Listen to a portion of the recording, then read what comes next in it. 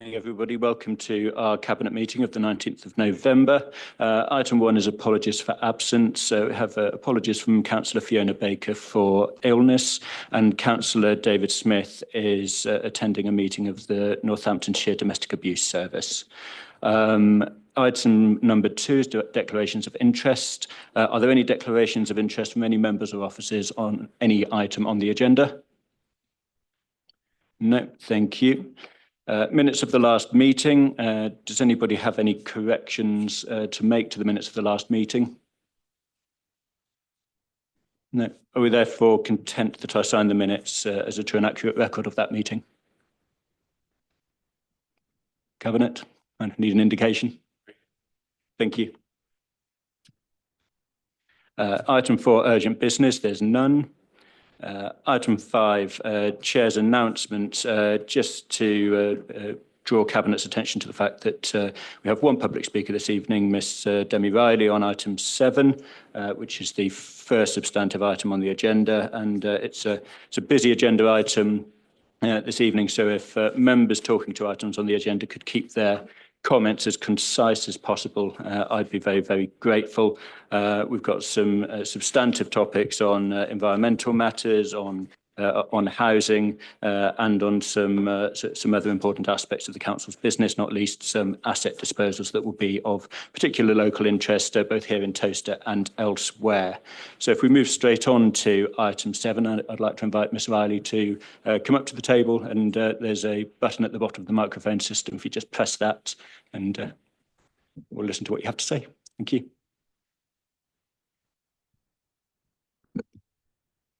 I am representing 1000 Voices and speak to item 7, the climate change. Yeah, that's fine. Is that better? I am representing 1000 Voices and speak to item 7 of the climate change strategy consultation and item 8, sustainability report. 1000 Voices is pleased the council have rightly made the link between air pollution and climate change and see the importance of tackling both to have a significant impact on the respiratory health of residents to protect their futures. Our own government recognises that air pollution is the biggest environmental threat to public health in the UK. Following a delay of 22 years, an air quality action plan was rapidly created following pressure and scrutiny by the community over the past 12 months. It took 1000 Voices, peaceful protest actions, and our collective commitment that we are not going away for the biggest threat to public health to be taken seriously by NWC and for this plan to be created. We are heartened that understanding has improved. Less than a year ago, Adam Brown, at a full council meeting, spoke of foreign dust being the real culprit. This was complete avoidance of our council's local responsibility to respond to poor air quality. We hope the AQAP document is more rhetoric than the NWC. Our request was that you meet the air quality standards set out by the World Health Organization, not the legal limit set by the UK government, which is 4 times higher. Other UK councils have this level of ambition and understand the threat of toxic air. We will continue to ask how long do we have to wait and challenge misdirection until we see some tangible action. This report could easily sit on a shelf, getting dusty, be excessively dusty, given the level of particulate matter we have in the town. There must be action out of this plan. The climate change strategy is the most critical document ever written by the council and is the most important document for any council across the UK. It is vital the strategy has real substance. 1000 Voices is concerned that there is no real ambition for the level of change necessary to combat the climate crisis. There are no committed funds for this work. There are currently no costs against any activity. NWC's actions do not match its ambitions. The evidence shows we are continuing to carbon load our atmosphere and that we must take action now to reduce the worst impacts of the climate crisis. We are here to scrutinise your vision, your intentions, and measure you by your actual efforts to reduce carbon emissions and make a meaningful difference to the lives of the residents of Northampton and some hope to my generation and those following.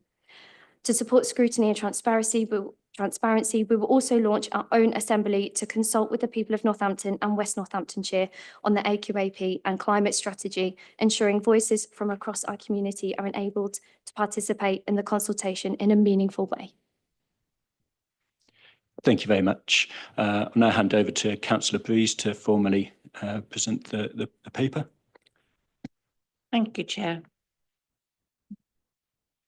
So the draft climate change strategy aims to guide West Northamptonshire towards net zero 2045 and a sustainable, resilient future. The strategy, developed through council-wide collaboration, seeks to address local impacts of climate change, emphasising the need for joint action. It outlines steps to mitigate local climate impacts, reduce carbon footprints, and adapt to expected changes. The vision includes fostering a green economy, enhancing natural environments, promoting energy efficiency and renewable energy. Achieving these goals will require a collective effort from councils, businesses and residents across West Northamptonshire. The strategy aims to put people at the centre of the response to climate change alongside 8 key areas, including, for example, energy, transport, waste and nature. The overall approach can be broken down into 4 key action areas: mitigation, adaptation, innovation, and increased stakeholder engagement. Each key action area has an important function in the delivery of the 2045 target. By focusing on these 4 areas, we aim to build a resilient community capable of thriving in the face of climate challenges. I therefore recommend we approve the draft strategy going out to public consultation as per recommendation at 3.1. Thank you, Chair. Thank you. We have 2 members wishing to speak on this paper. Those are Councillors Humphreys and Purser. Rosie?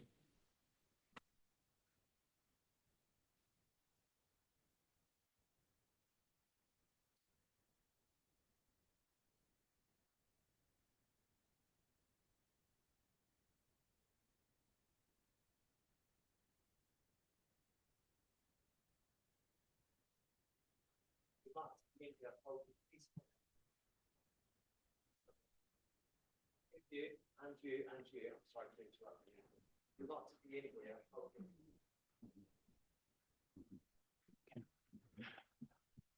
If I can just have an indication that you're just going to sit there and observe the meeting peacefully. Yeah. Okay. We'll continue for the time being. Thank you very much.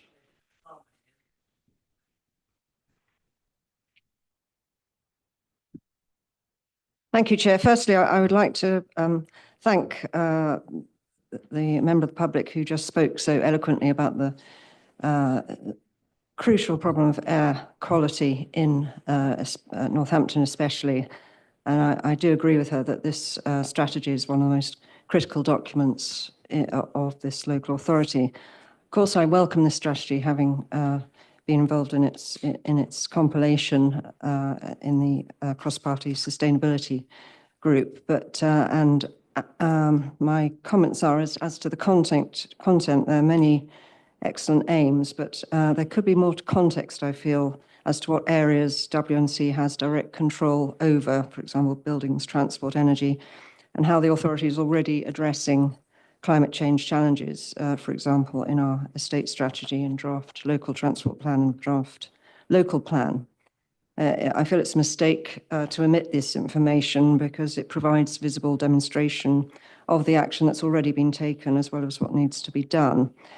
We do have a UK 100 ambassador in the form of Councillor Jonathan Harris, and he's shared with the team and cross-party group the enablers which would make the document more substantial to include as our strategic areas of focus. Councillor Breeze made reference to the green economy, and it's pretty striking that it's been estimated that there's a need for 46,000 new jobs as calculated by National Grid in the East Midlands to achieve the net zero goal by 2050.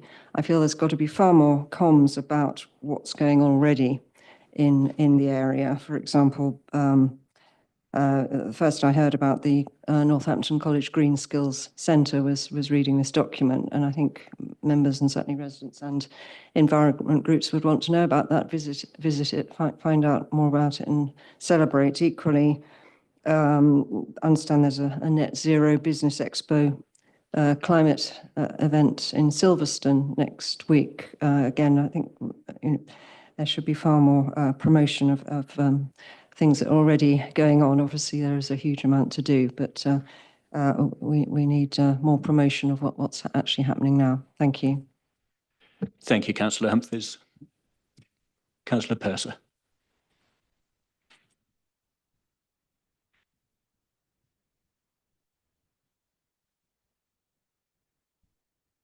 Thank you, Adam. This is a good starting point, and I welcome that it's going out for discussion with the public.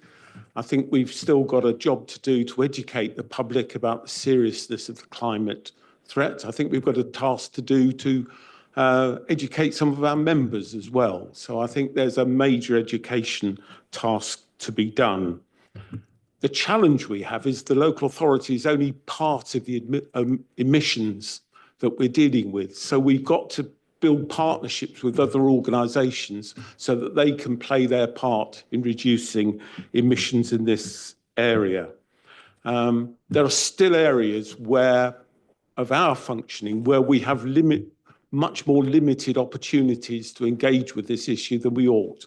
So on planning, we're still having trouble getting people to have solar panels on roofs, which is really quite a problem. So I think there's got to be action from government as well as ourselves. I suppose the question I've got is, how are we going to engage young people in the consultation that we're involved in? Because they're the people who've really got this issue, a grip on this issue, and we need to take on board how they think we should be taking climate change issues forward. So how are we going to involve them in this consultation?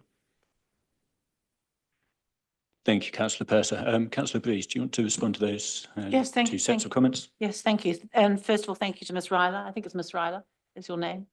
For your helpful comments, and I agree it is an absolutely critical document. And we went out to consultation a couple of months ago on issues and options, and we recognised that actually it was difficult to get younger people to engage. We certainly didn't see that coming through the consultation. So I would absolutely agree that engaging the future of our society is absolutely key and plotting a way forward. So thank you for your comments. Also, thank you to the comments from Councillors Harris, Humphrey and Purser, who I have to say have been engaged in this climate strategy for actually even longer than I have. So they were all an integral part in its development and were with me when we went through it pretty much line by line. So thank you for your further observations. But what I'm asking now is that we go out for consultation. Ideas as to how we can consult with younger generation and a broader consultation will be very welcome. And I commend the request. Thank you. Thank you, Councillor Breeze. Yeah, there's no denying the importance of the issue or the fact that we in here, West Northamptonshire, have to take firm action on this particular topic. We've seen the recent extreme weather events here around our villages and our towns, and the even more shocking scenes in the Valencian community and elsewhere in Spain, where there was a significant loss of life and loss of property and massive public uproar because of the failures of authorities to take the appropriate action. So I think that's a salient reminder to everyone sat around the table about the importance of taking these matters seriously and listening to the public, and then taking the relevant action once the time comes. I think it's important to point out that this is a document at the moment for consultation. So, everyone at the back of the room will be welcome to have their input into the document via the consultation process. We'll go to every effort to make sure that there's a wider input as well into the document, and we'll listen to all of the feedback that comes our way. Are there any further comments from around the Cabinet table? So, the only recommendation for tonight is that the document is approved for consultation, and then we'll have a more substantive review of the consultation responses and how that will result in any amendments to the document once that consultation process is over. So are members happy to accept the recommendation? Agreed. Thank you very much. We'll move on then to item 8, which is the Sustainability Report 23-24, again with Councillor Breeze. Thank you. And this report highlights the council's progress towards delivery of a sustainable future for West Northamptonshire. The report details efforts to reduce the council's carbon footprint, promote greener practices and support community wellbeing. With the launch of its sustainability strategy in 2022, the council committed to achieve net zero on its own emissions by 2030 and those of residents and businesses by 2045. Taking a community leadership role for sustainability and align policies and strategies with the UN Sustainable Development Goals. The report showcases this ongoing work, reflecting the dedication of the council and its partners while acknowledging the need for continued efforts. Highlights include an increase in our own renewable energy generation by 12%, the approval of a large-scale photovoltaic feasibility strategy, which could alone see our council as net zero by 2030, working with social housing providers to improve the energy efficiency of homes, delivery of the HUG2 programme for improved energy efficiency in off-grid low-income private homes, a strategy to enable the rollout of EV charging facilities on streets and car parks, a dedicated officer appointed to deliver our local nature recovery strategy, work in our parks with volunteers to encourage gardening and tree planting and composting, participation in No Mow May, work in understanding and reporting emissions for all areas of activities across the district, expansion and increasing take-up and tonnage of food waste, diverting it from residual waste, which also saves us a lot of money. The examples above are but a small illustration of the various work streams detailed in the report. We're at the early stages of a vision that will deliver the council's sustainability and resilience ambitions, and I thank the teams involved across the council for their enthusiasm for this project. I ask Cabinet to agree to publishing of the report and note its contents as per 3.1 in the papers. Thank you, Councillor Breeze. Two members speaking on this. Again, it's Councillors Humphreys and Purser.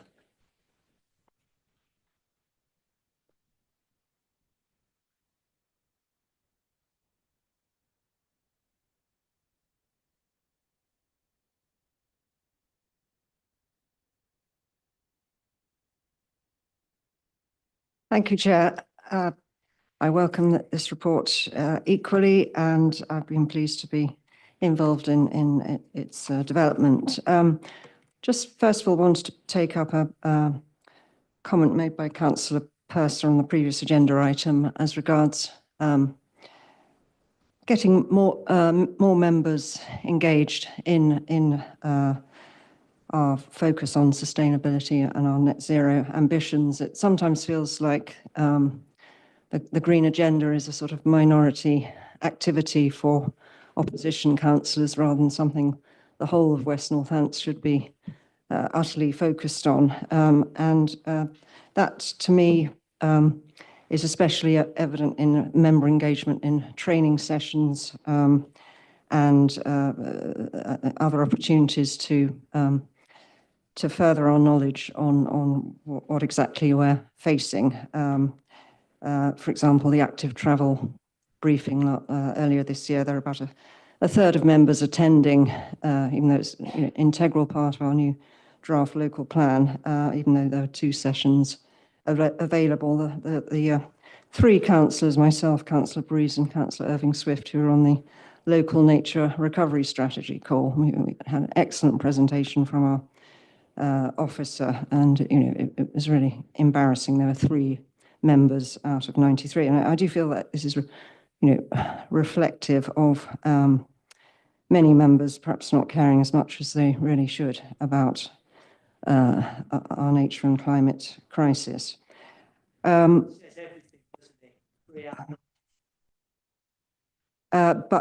turning to the report, just a couple of questions really. And I'm afraid it does reflect on a further agenda item. Given the serious failures of the governance of Northampton Partnership Homes, will the figures relating to their energy and carbon reports submitted for this report, which exceeded its target for 3 years in a row, but now shows an increase for both total emissions and emissions per home for 2023-24.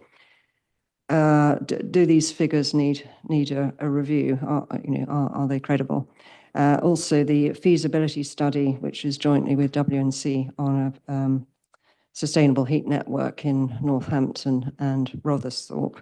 We're match funding the project to the tune of 86,000. Are they going to be able to afford that? I welcome any information on that. And just brief comment on the car sharing, which is that this is with WNC staff described as modest. I think it's pretty minimal actually, and I think it would be, again, it's a demonstration of such a visible demonstration of reducing carbon emissions. And we could look to Milton Keynes, which is not far away, which has got the most successful car sharing scheme. And when you look on their website, it says every month car sharers in Milton Keynes save £24,000, and that's a motivation if nothing else. So there is so much more to do, but thank you very much for this report. Thank you. Thank you.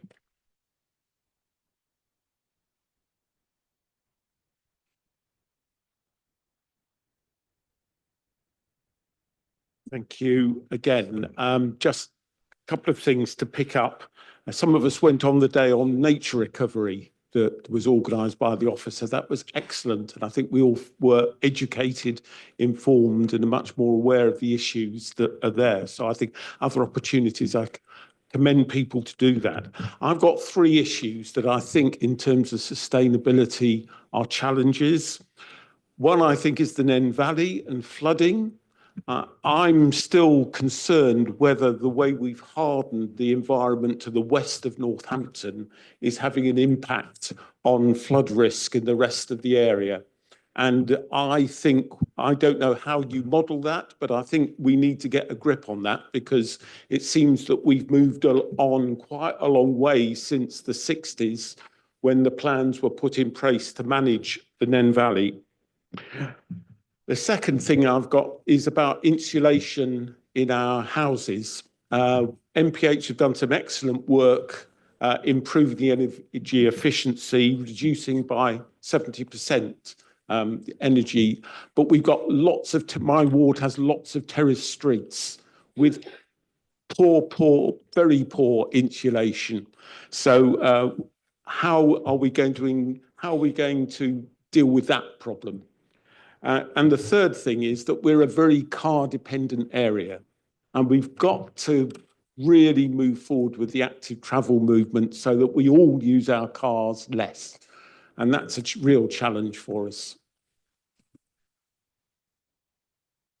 Thank you, Councillor Purser. Back to you, Councillor Please. Yes, thank you for those useful contributions. Councillor Humphreys, on the NPH homes and the emissions, I don't know the answer to that at the moment, but I think that is a point that will be taken up.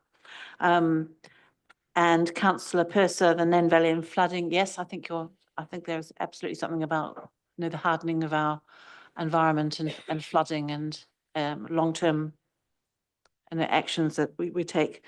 Insulation in our houses and terraced houses, yes, it's going to be very, very expensive. But that is absolutely key. But it's not just our terraced houses, it's also our rural houses. We have a lot of off-grid oil-dependent houses for whom installation of air pumps or ground source heating and the running of those is very expensive and actually beyond their means, and we need to tackle that as well. So it's a real issue across the district. I think what we need to remember is that this is a report on a strategy that started in 22.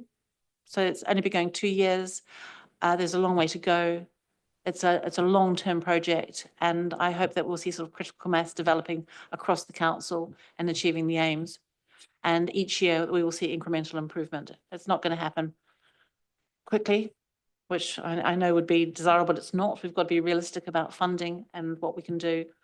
But it is the start, and I do hope that enthusiasm for the agenda will grow across members, the public, and each year we will see an increase.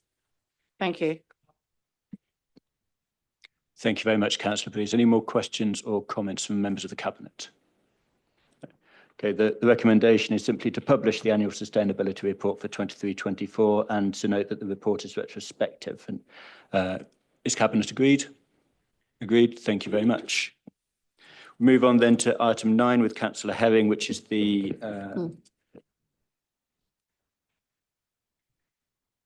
proposed designation of an additional houses and multiple occupation licensing scheme. So, Thank you.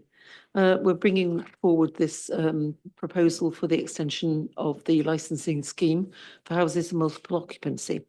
There's been a licensing scheme for houses and multiple occupancy within the central area of Northampton, introduced by Northampton Borough Council since 2014.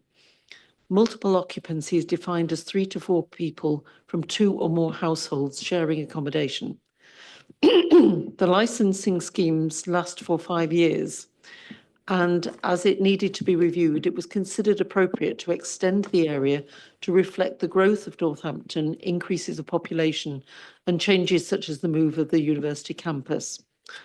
The licensing regime allows the council to address matters of ineffective management, fly tipping, noise, waste, excuse me, antisocial behaviour and poor property maintenance. The introduction of a scheme requires a 10-week consultation period, which started 30th of July this year. There were 300 individual responses received, including from landlords organisations, tenants of HMOs, other tenants and owner-occupiers. From the consultation, 56.66% were in favour or strongly in favour with the council's proposed additional HMO licensing scheme. A range of issues were raised during the consultation, and they will all be considered and addressed by the private sector housing team. It's therefore recommended that the new additional licensing scheme is adopted. It cannot commence earlier than 3 months from the decision date. This would mean the new scheme would come into effect from Monday, the 24th of February, 2025. If approved, the information will be communicated on the council website through direct mailings to existing landlords and additional press releases as required by the regulation. Thank you. thank you very much. 2 speakers on this, Councillors Purser and Clark.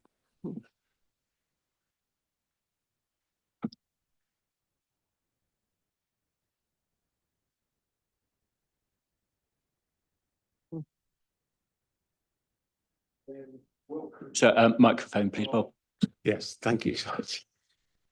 I've been here too long today.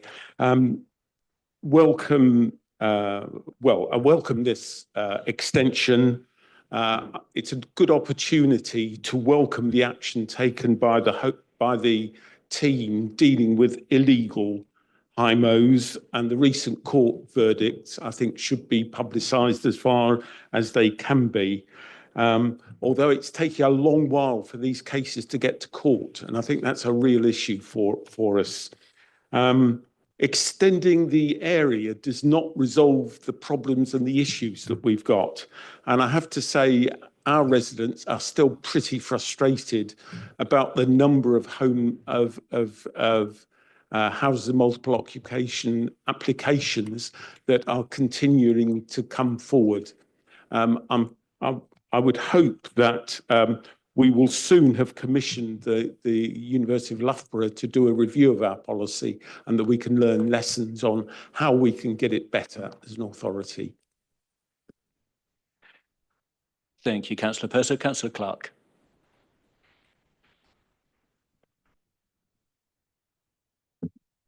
Thank you, Chair. Sadly, I regret the need for me to attend before Cabinet to raise with you that council officers are preventing me from carrying out my duties as a councillor by denying me information I've requested. Let me explain. On the 30th of May, I emailed the head of private sector housing asking for a copy of the full register of houses in multiple occupancy. The full register contains the names of all the licence holders. Almost 5 months later, and despite making a member's request and correspondence with the cabinet member responsible for housing, I am still awaiting receipt of the full register. I believe there has been an obstruction and prevarication throughout, and there is clearly an attempt to deny me this information or make it as difficult as possible for me to obtain it.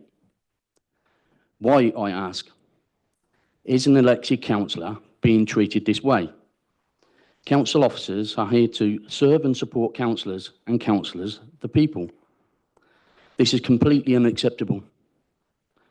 The equivalent information is readily available online and downloadable for no charge at neighbouring councils, Milton Keynes, Aylesbury, Vale, Bedford, Oxford, Coventry, but not here, Northampton, West Northants Council.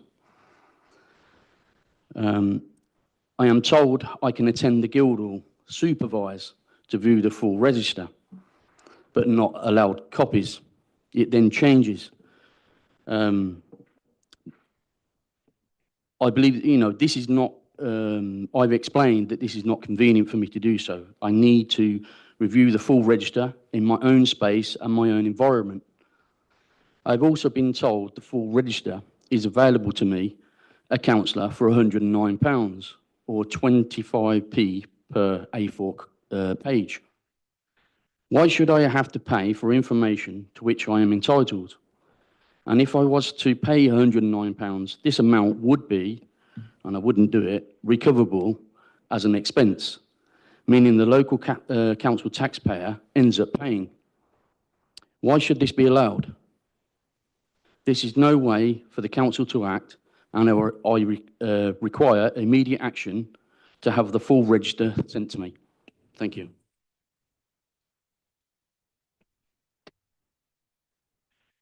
Thank you, Councillor Clark. I'm not sure if the member will be able to address that particular complaint this evening, but... Well, in terms of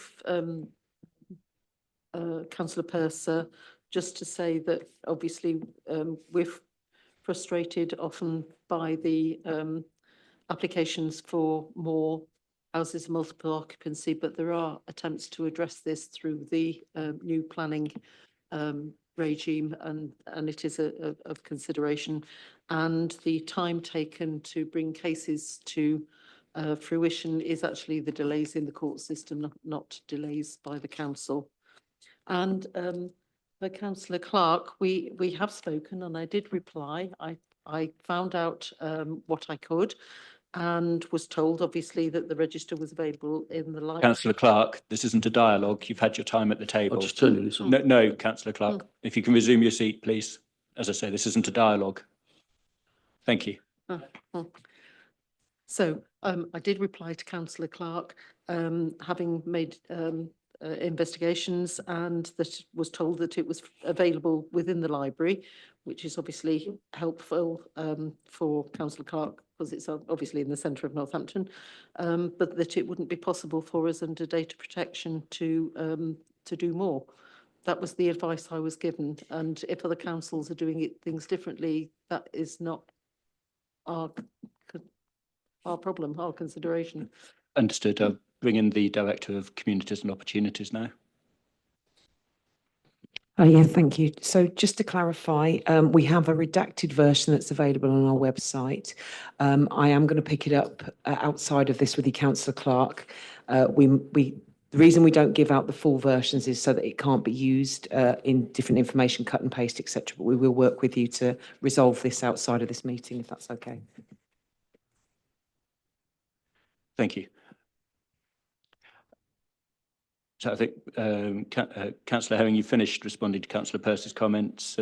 I mean, just recommend it for adoption. Absolutely. I'd just say from my own perspective that it's good to see one of the recommendations of the HMO working group come to fruition. We understand the anxiety and the vexation of residents, particularly in areas such as Abington, where there is that large accumulation of HMOs. So really positive to see action being taken and a new licensing scheme coming forward that reflects a lot of the desires of that HMO working group. So thank you to all involved. The recommendations are at paragraph 3 of the report. Is Cabinet agreed? Thank you very much. Thank you very much. Item 10 is the Standing Advisory Council for Religious Education Annual Report, the SACRA Annual Report. In Councillor Baker's absence, I'll be presenting the paper. It's a fairly straightforward proposition. All local authorities are required to have a Standing Advisory Council for Religious Education, and SACRA's role is to ensure that all schools across the local area have an agreed religious education syllabus in line with government guidance. The primary focus for SACRA in 23-24 was the appointment of a SACRA advisor. They'd been without an advisor since 2019, and I'm pleased to say that Amy Crestonello was appointed to that particular position this year. Amy's already made an impact on the work of SACRA, and we look forward to her continued support. The SACRA working group, comprised of experts from a variety of schools, education leaders from West and North Northants, and elected members from both councils, continue to coordinate all SACRA work. This includes a consultation which gathered feedback from 90 schools that has helped shape the ongoing review of the agreed syllabus, and the development of a new termly RE newsletter that has been launched to enhance communication and engagement within the teachers of religious education. SACRA also undertakes audits in schools across Northamptonshire to provide assurance that the agreed syllabus is being delivered, and to look at feedback from all partners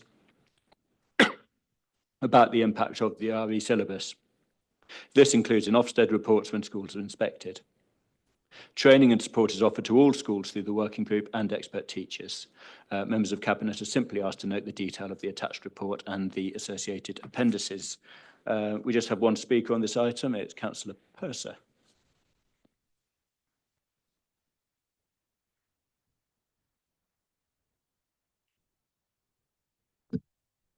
Thank you, Chair. I've got comments from Councillor Holland-Delamere, who is, along with Councillor Hughes, on the SACRA group, and I'd want to thank them for their work and actually keeping that going, and also Marcia Walker, who chairs the group, and her work. I think we've made real progress in the last year. We've got a constitution in place. We've got an enthusiastic group of teachers working in schools. I suppose I want to just make the point of the importance of religious literacy. It's important to understand where people are coming from, their background, and it's a very important part in building community cohesion, of appreciating where people are coming from and what drives them in life. And understanding faith groups is ever more important, I would suggest. And so I would commend the work of the SACRA group and commend the work of our teachers in making sure we all have a better understanding of our different communities and the faiths that underpin those communities. Very well said, Bob. I think we can all agree with those sentiments. Any further comments or questions from around the Cabinet table? No, then as ever, the recommendations are at paragraph 3. Does Cabinet agree to those recommendations? Agreed. Thank you very much.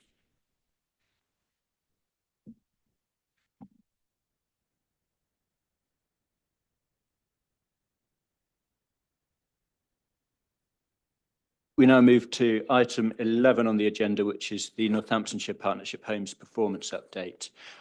This report provides Cabinet with an update on the performance of the Council's arm's length management organisation, Northamptonshire Partnership Homes, in relation to a number of key areas, including performance reporting, non-compliance with regulatory standards, large housing development and financial reporting. It's important to highlight that as a matter of law, while we place the responsibility for management and maintenance of the 11,500 homes in Northampton with NPH, it is the Council that retains the overall legal responsibility, and that is why the Council referred itself to the regulator rather than NPH. Following a new set of consumer standards being applied from the 1st of April and under the new regulatory regime of the Regulator for Social Housing, inspections and stock condition surveys were undertaken, and they have revealed that some of NPH's housing does not meet the national quality and safety standards. This includes issues with safety inspections and record keeping, and immediate steps are being taken to address these failings with a focus on ensuring all properties meet the required standards.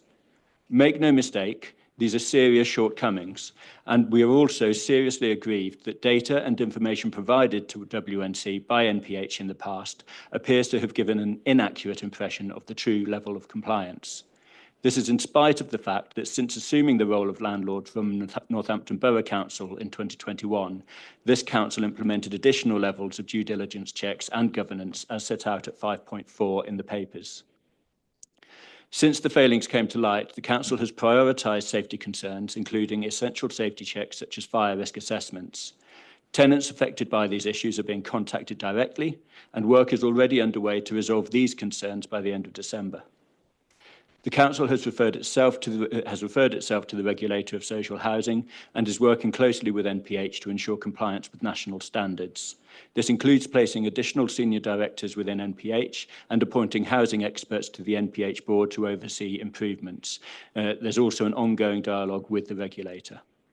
Enhanced governance arrangements have been implemented, including the creation of a housing compliance working group and outsourcing fire risk assessments to external providers. An independent review has also been commissioned to address broader performance concerns. Henceforth, the council will take forward the management of larger housing development projects to streamline processes and align with strategic housing goals. This includes new development initiatives aimed at providing quality housing for residents. Neither will NPH be used as the developer for future small or medium projects, and the relevant WNC teams are working together to form a pipeline of new council homes. We recognise that these performance failings are entirely unacceptable, and we are committed to ensuring that all our tenants live in safe, high-quality homes. We will continue to work transparently with the regulator of social housing and keep our tenants informed of our progress. And I would like to reiterate our apology to residents for both the failings we have identified and the worry and distress that will have been caused by these revelations. Finally, let me say that the council will consider every option available to consider this situation, to correct this situation, up to and including bringing services under direct control of the council. Now, we have 5 speakers on this item. We've got Councillor Humphreys, Purser, Randall, Hill and Clark in that order. So, Rosie, first of all, please.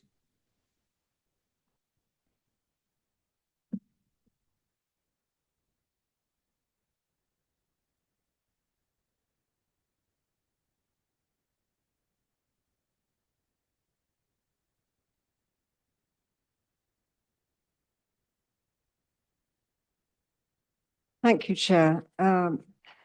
The Liberal Democrat group is submitting a motion at full council next week concerning the underperformance of Northampton Partnership Homes. So I just have a few comments to make in advance of that. And I note your apology, Councillor Brown, to the tenants. This report refers to the specific legal functions of company directors. All those who serve or have served on the board are legally responsible for the company's records, accounts and performance. It's no defence to say they were misinformed. It's not about what you don't know, it's about the questions you ask. I don't think it's an exaggeration to say that the failure of governance amounts to an institutional failure at member, portfolio holder and officer level over many years. And clearly the new arrangements implemented when WNC was first formed to monitor NPH were insufficient, to say the least. This council, since its inception, has had a number of seismic reputational hits, and it's extremely disheartening to be reeling from another one. However, far more serious than reputational impact is the impact on those in desperate need of housing in our area. Every single person on our housing register has been let down. Just a specific question. I looked on at the links at the end of this report, and one of them refers to a report that came to Cabinet in January 2023 on the Homes Governance Framework, and it talks about, I'll just get it, sorry.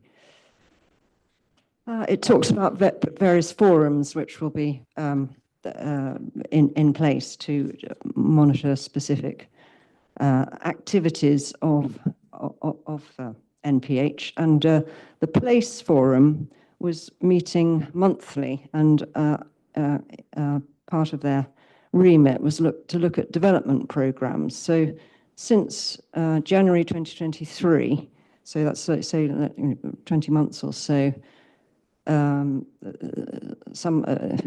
on the forum has been looking at development, and I just find, I think we do need to know what's been what actually has come out of that, but I hope that will become clearer in time. Thank you.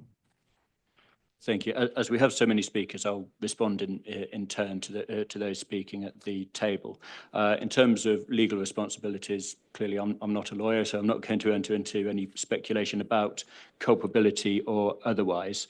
In terms of the steps that WNC took previously when taking over from Northampton Borough Council, they were fully in line with the regulatory regime at the time, which effectively placed the onus on MPH to a far greater degree to carry out the various checks and to submit the information to us. Now, since the change of the regulatory regime and the creation of the regulator for social housing, a lot of that responsibility has transferred over to WNC since the 1st of April of this year. So there has been a step change in the onus of responsibility and the legal responsibilities placed on us as a social housing landlord, and that's broadly set out in the report. But actually, there's a very easy to digest guide on the government website if members want to look at the regulator for so the MHCLG website. There's a good summary of the RSH changes that were implemented as of the 1st of April of this year.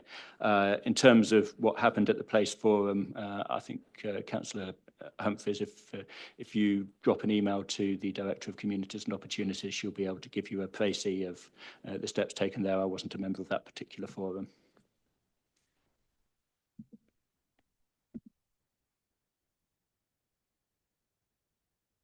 Move on now to Councillor Purser.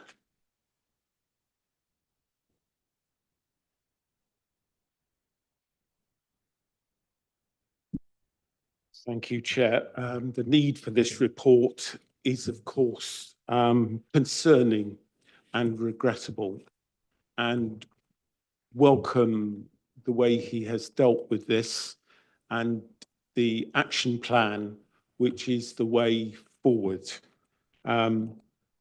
Clearly, it's because of the new regulatory regime that these issues have come to light. And painful as it is, I think we have to welcome that new regime because it has promoted good practice and flushed out bad practice. So that has got to be a good thing, that it is more transparent and that the accountability is clearer and more focused. We're in a difficult position now of getting the right balance between responsibility and blame. I think blame is generally not a very constructive approach, but responsibility is very important. It does put more onus on WNC as the responsible body accountable to the registrar. And so it has put additional responsibilities on our Cabinet Member for Housing. And the challenge is that she has to be absolutely on top of this as we go forward. It was right that the paper came from the leader, but at the end of the day, it has to be the Cabinet Member for Housing who is really driving this and on top of this. I would also say that perhaps our scrutiny groups have to take a greater interest in housing issues than so far, and that we really, again, need to be looking in detail to ensure that we're getting the right information. I suppose just reflecting, housing was one of the central strategic responsibilities of this council when it was set up. I'm not sure we got how important that was when we started. It is partly because of the legacy of being a new town authority that we have such a significant amount of housing. And so we really need to get the message that housing is, this whole area of housing has got to be one of our priorities. I suppose I've just got a note here that yeah, I've talked at some length about our lack of delivery of new housing, and we're beginning to see perhaps where some of the problems with that have come from. Thank you, Councillor Purser. Yeah, I mean, absolutely, the action plan is the way forward, and that was submitted to the regulator for social housing alongside the self-referral. Like you, we welcome this new regime. I think it provides far greater transparency, and it gives us teeth as the landlord to hold an ALMO to account and to do what we absolutely need to do on behalf of our tenants and residents. You know, nobody should read anything into the fact that I'm presenting this paper instead of Councillor Herring, other than the fact that this is such a key institutional issue. You know, it sits at the very top of our list of priorities, and so, you know, rightly as leader, you know, I would step in and, you know, pick up the baton on issues like this. And, you know, today it might be housing, but in future cabinet meetings it might be something else. I know that no offence was intended, but I do take slight exception to the charge that we didn't get how important housing was at the outset. We've always put huge importance upon housing as a strategic issue, both in Northampton and across the wider district. You know, I think I've sat up at this table countless times saying just how important housing is, how fundamental it is to people's life chances and to, you know, to everything that we do as a council. And unless we can ensure that people have a fit for purpose home and you know, housing opportunities open to them, then we will fail in many of our other objectives. You know, that's been true since 2021, and it remains true today. And we've never wavered from that conviction. So I think that covers the points that you've raised on that one, Bob. So I'll now invite Councillor Randall up to the table.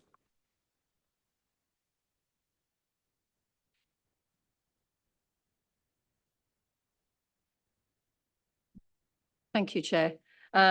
Obviously, you know, I was shocked on the findings. How am I going to be assured now, going forward, that everything is cross-checked? I don't know how many residents phone in with issues within their housing. I don't know whether these are all acted on. You know, how can I be assured now that actually all of that data going forward is going to be correct? Why weren't these checks done? Was it because there wasn't enough staff to carry out the checks? Or was it that somebody was just ticking a box to say they were done? You know, I just, that for me is, I just can't understand why.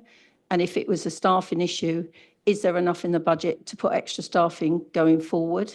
I also know that there are quite a lot of voids within MPH at the moment, which I believe is to do with our housing register and not getting people back on.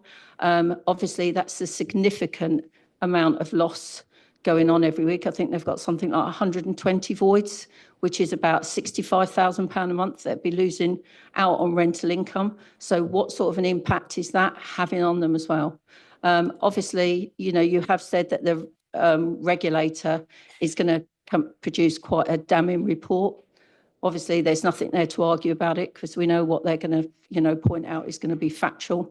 And, you know, for me, how soon, you know, being assured that everything going forward is going to be cross-referenced, checked, you know, every single thing. I mean, obviously, we've got councillors that have been on the board, but they're obviously not as privy to as much information as maybe, you know, as WNC staff. And I think a lesson's really to be learnt that just don't believe what's put in front of you. Thank you. Thank you, Wendy.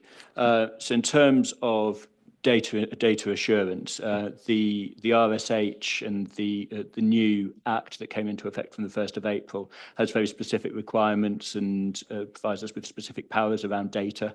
And the RSH also scrutinises data about repairs, tenant satisfaction, and other issues. So that's part of the benefit of the new regulatory regime. We also have those 2 members of staff seconded from WNC into MPH, taking a forensic look at how they're working, and they now have the ability to scrutinise every bit of data that's coming out of Northamptonshire Partnership Homes. To date, there's been no indication that the veracity of the data or otherwise has been down to staffing levels. We're still looking into the issues around that, and I don't want to speculate too much about the reasons why the data was inaccurately reported. But as I said, there's nothing to suggest that it was down to poor staffing levels, work pressures, or issues of that nature. Undeniably, voids are a big issue. I'm going to bring in Councillor Herring in a moment, who's got something specific to say about voids and her work on the issue. But we'll have the regulator report at the end of the month. Yes, it will be a damning report. I think hopefully you get the sense, Wendy, that we're not shying away from that at all. We're preempting that, and we're sort of, taking the measures necessary already. Working closely with the RSH already to do what they require of us. So I'm looking over at the Director of Communities and Opportunities, just in case she wants to say anything about data assurance. If there's anything else to add, or if I've covered it off. Sorry, no, I think you've covered most of it, but just to say that we are having a weekly compliance meeting where we're also testing data as well, just an additional measure. Thank you. I'll turn now to Councillor James Hill.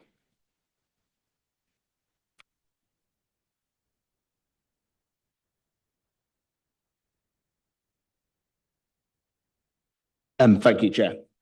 As a councillor for Billing and Rectory Farm Ward, which has one of the highest concentrations of MPH housing in West Northants, the concerns of this report are particularly close to my heart. Firstly, I'd like to express my profound disappointment in the findings of the recent report on MPH. This is especially disheartening given the promising start the Almo had when it was first created by Northampton Borough Council. Over the past week, following the release of the report, the volume of complaints and concerns raised by residents has skyrocketed to myself. Myself and fellow ward councillors have been inundated with casework, many of which highlight these same systematic issues. I would like to personally thank, however, Cabinet Member for Housing, Rosie Herring, and Jane Carr for their assistance with several of my residents' cases. Your support has been invaluable, and I appreciate the commitment to you helping with the ongoing issues. I'm also meeting with Steve Feastley later this week to discuss a clear action plan on how we can address all the outstanding issues in the ward. However, what is abundantly clear is that there are significant flaws in the processes for reporting and recording issues. This is a reoccurring theme in the cases that I have handled. The current system, with its 3 separate reporting pathways, which include resident inquiries, the West Northants Contact Centre, and the MPH member inquiry system, leads to discrepancies, inefficiencies, and ultimately unresolved issues. These pathways do not align properly, and the problems are frequently misrecorded or even ignored altogether. The fragmented approach is not only confusing for tenants, but also undermines confidence in the system. Centralising the reporting mechanism should be a straightforward fix, in my opinion, and will go a long way to ensuring that issues are logged and tracked and resolved in a timely and transparent manner. I'm also deeply concerned regarding the effectiveness and transparency of the MPH board. The suggestion that performance data is being misrepresented or withheld from the board is both shocking and completely unacceptable. This raises serious questions about governance and oversight. I believe that fundamental changes are needed to restore trust in the board. We should move towards greater transparency by maybe looking at streaming meetings as we do at West Northants Council. We should also maybe explore the options for further public participation and maybe more member participation as well. This would enable statements and questions to be asked. Furthermore, decisions and minutes should be made more accessible to both councillors and to public to ensure full accountability. Another area of concern, which I know, Adam, you spoke of earlier, is the significant number of ambitious housing projects that MPH has cancelled in recent months. While I acknowledge that some of these cancellations are due to factors beyond the control of either the council or MPH, the overall trend is worrying. These projects, as we know, are vital to addressing the growing housing needs of our community, and it's disheartening to see so many being delayed or even in some cases scrapped altogether. I am pleased, therefore, as you mentioned, Adam, that West Northants will now be taking over future projects. Finally, I welcome the measures that West Northants Council is taking to address issues with MPH. These obviously include commissioning an independent review, self-referring to the regulator of social housing, and developing a business improvement action plan in partnership with MPH. I also support the Council's decision to provide a dedicated financial support to MPH and second senior officers to the executive management team to ensure better oversight and control. However, these measures alone will not be enough. We need swift and meaningful changes that directly impact tenants' lives. MPH must prioritise restoring regularity compliance, improving service delivery, and rebuilding trust with its residents. Thank you. Thank you, Councillor Hill. In terms of the casework, it's really positive to hear that you've been so active in your community, reassuring those tenants who have, who've got those anxieties around issues in their home and helping them to report those to MPH or where appropriate to senior officers at WNC. So thank you for doing that. I think you make a really interesting point about the flaws in the reporting pathways, and I think that's an area that needs to come under proper scrutiny and review in the very near future. In terms of the proposed changes to the governance around the MPH board, I think we'll look to see what's appropriate in that particular area. When we're taking such a fundamental review of how the organisation is operating, then I think what we have to prioritise is tenant safety, the condition of the properties, and aspects such as that may have to wait just a little longer. But in terms of getting on top of the problems and making sure that these things are fixed, please rest assured that everybody within WNC recognises the need to do that, and that's why we're taking all of the action set out in the paper to address those flaws and those failings as quickly as possible. But thank you very much for your contribution. Councillor Clark now, thank you. Thank you, Chair. I think my fellow ward councillor has covered pretty much what I was going to speak about. Just got one more thing to add to that. Some of the cases that have been presented to us, I would say in the last few days, 9 out of 10 of them have been really vulnerable adults, elderly, disabled. Will you use that information to prioritise any outstanding work, especially the compliance stuff, going when you remedy? Yeah, so tenant vulnerabilities and any medical needs are a factor in prioritising repairs. So,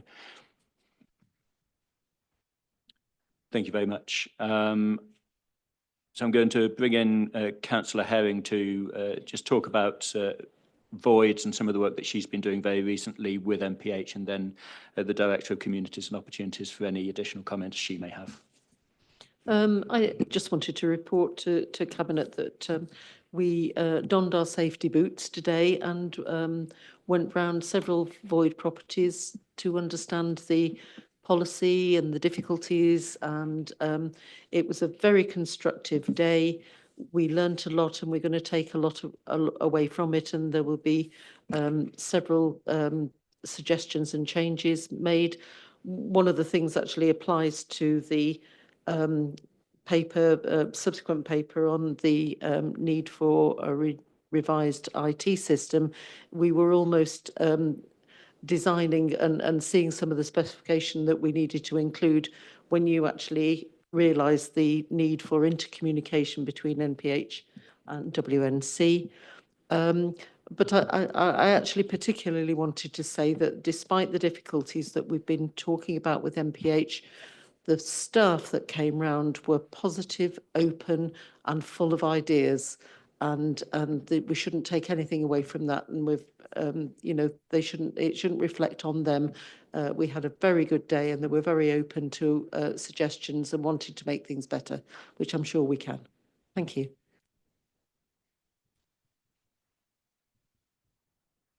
Yeah, haven't got too much to add to what you've said, Adam, but just to say we are absolutely committed as a team to working with MPH to resolve this. We're working very, very closely with them, and we will be bringing back updates to this board, and we are in good conversations with the regulator at the same time. Thank you very much. Councillor Golby. Yeah, thank you, Leader. I just wanted to thank you for the report and also note the gravity of what we're talking about here. You know, we're talking about a huge amount of people with all the intricacies of things like the waiting lists and the decent home standard and everything else that, you know, we're duty bound to be providing to the best of our abilities. I think there's been some good comments and challenge from members that have spoken this evening, and I hope they can be taken forward. I'm lucky, I guess I have briefings with yourself and the chief exec. We've been talking about this for quite some time now, so I take some assurance that we've got the right measures in place. Obviously, the regulator is involved, and I just wondered if you've got any comment on how they've responded and what that relationship is like. Thank you. Yeah. So without undermining any confidences that the regulators placed in us to date, the self-referral and the action plan were well received, and that will stand us in good stead moving forward, despite the gravity of the situation that MPH and the council finds itself in.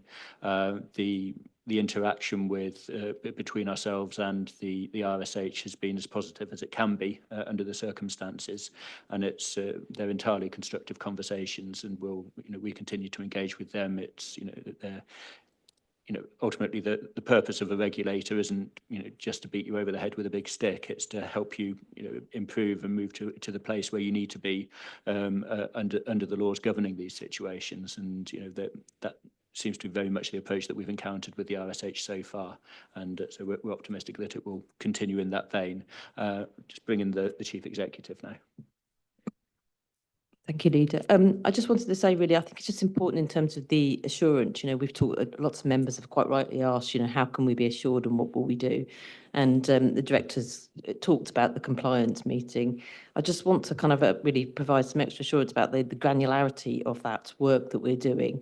This is a compliance report, that is on a week-by-week basis. How many things are outstanding, of what level, of what priority, and what we're looking for is week by week that is going down.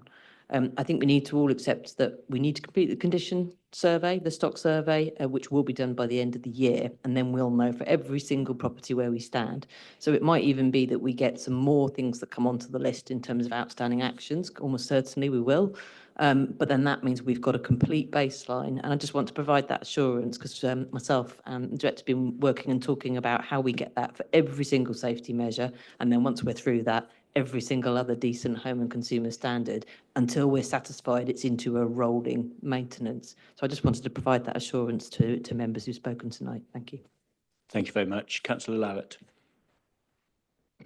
Thank you, Chair. It's a very sad situation, and we've got to move forward. And I think Councillor Golby sort of asked the question I was going to ask myself, and that was how have conversations gone with the regulator regarding moving forward? And I just wondered if you wanted to say anything about that. But we've got to move forward. We've got to move forward in the interest of all our tenants. So, yeah, I'm just going to ask that question if you want to say anything, Jack.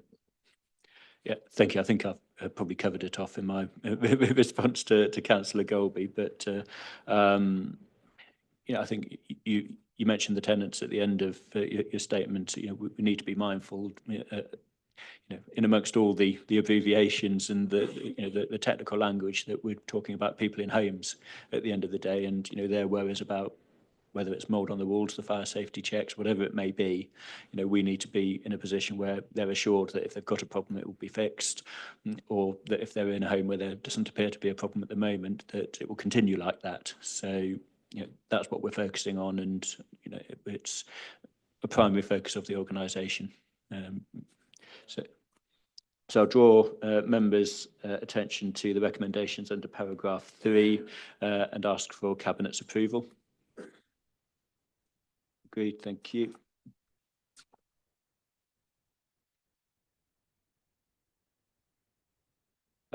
Item 12 is the provision of a body storage and transport service for University Hospitals Northamptonshire. Councillor Hallam. Thank you very much, Leader. This proposal is an interim measure effectively until we can get the main mortuary up and running, approved by council some time ago. So this would provide a facility, a temporary facility in Northampton, temporary facility in Kettering. All of that has been produced in a business case to provide those services at a charge, obviously, to the two hospitals, which delivers an income to the council. So happy to present it to you and take any questions.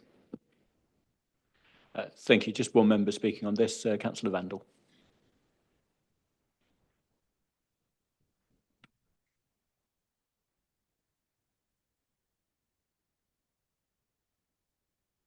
Yeah, thank you. I just wanted to ask a question really about whether there should have been a whole review done around the whole of this, because I can remember talking to a vicar a few years ago about how restricted she was with burials, and that she could only do a burial between the hours of something like 10 till 3, because that's the time that, you know, that in Daventry, it's WNC staff that dig the graves, but that's about when the time that they would dig the grave. And I'm thinking, should have been a whole review, because the more burials that we get, the less time they spend sitting in a mortuary. I mean, I know over the winter period that sometimes I've been to a funeral and that person has died 6 or 7 weeks prior. So I just wondered if there could have been more of a review on that. And is the North making a contribution? Because I know it says that they're in the NGH and Northampton, or are we responsible for the whole health in the county, or do they take their share? Thank you. No, we run the counties. We host the coroner's service, so they won't be making a contribution. I think we've done a pretty wholesome review as part of this, and things that are coming in the permanent mortuary facility. You know, not having a family room for somebody that's watching an autopsy is pretty poor. That we haven't had that facility for you know, forever. So I think all of these things have been covered in the review. I'm pretty confident with it. I think this temporary facility just bridges that gap, and until we can get that really you know, a far more appropriate facility at the moment. So yeah, we run the mortuary service, and I look forward to that. This is simply a stopgap for the main project to bridge that gap, but I look forward to that, and I'm sure we can organise visits and things like that around it to show exactly the work and the review that was undertaken. Thank you, Councillor Hallam. Don't think there are any more comments from Cabinet, so move to the recommendations at paragraph 3. Is Cabinet agreed? Agreed, thank you. Item 13, procurement of building repairs, maintenance and minor works contractor. Councillor Longley. Yeah, thank you, Chair. Well, this is paper here is really a continuum because of the scale of the financial implications, which you're probably all very much well aware. We've got a very large corporate estate which we maintain, and also, of course, all the buildings, including the one we're sat in. And so the reason this paper is being presented is because it's a 4-year requirement for us to get a contractor that is capable of doing this work for us. We're capable of doing a degree of things, but not anything like the scale. And so I'm putting it towards the council today to hopefully get approval from you all. Thank you. Thank you. Just Councillor Randall to speak on this paper. Wendy.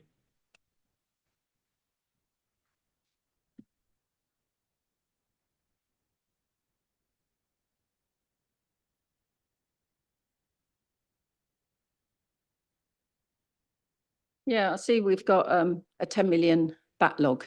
And right from the time I come into the council, I could never understand that why there wasn't a repairs budget, because there seems to be that our buildings fall into a state of disrepair and then we end up closing them. Well, you wouldn't treat your own property like that.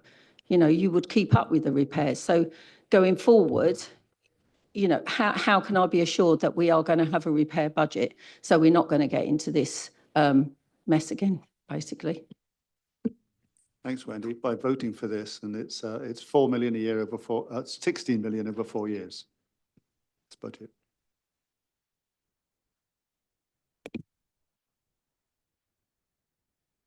Questions or comments from Cabinet members? No. Recommendations are at paragraph 3. Is Cabinet agreed? Agreed. Thank you. Item 14, housing IT system project, market exploration and procurement of new housing IT system. Councillor Herring. Thank you.